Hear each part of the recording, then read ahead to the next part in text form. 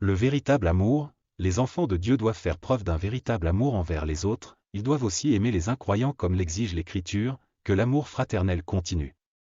N'oubliez pas de divertir les étrangers, car en faisant cela, certains ont involontairement diverti des anges.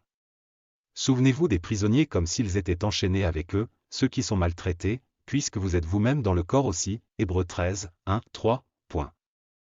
Leçon, un chrétien qui prétend vraiment aimer Dieu ne doit pas nourrir de haine dans son cœur. Chaque enfant de Dieu doit agir comme Jésus-Christ en parole et en acte. Les croyants doivent rechercher le bien-être des autres.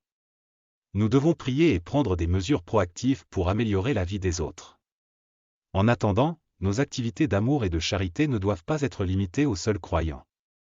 Nous devons aimer les non-croyants, et être de vrais représentants de Jésus-Christ dans leur vie, afin qu'ils puissent être mis au défi de devenir chrétiens.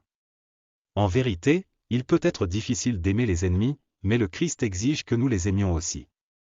Nous sommes mis au défi de prier pour ceux qui nous traitent avec méchanceté.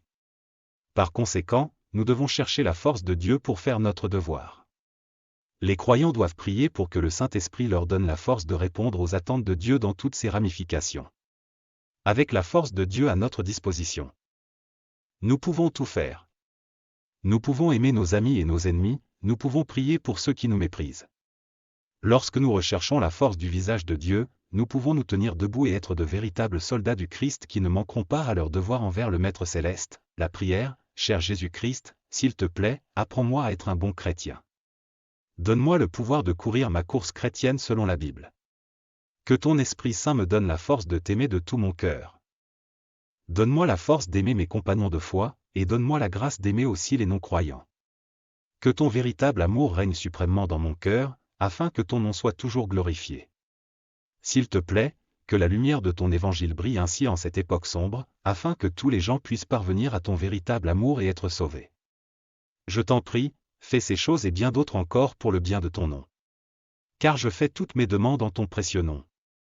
Jésus-Christ. Je vous en prie, faites ces choses et bien d'autres encore pour votre nom.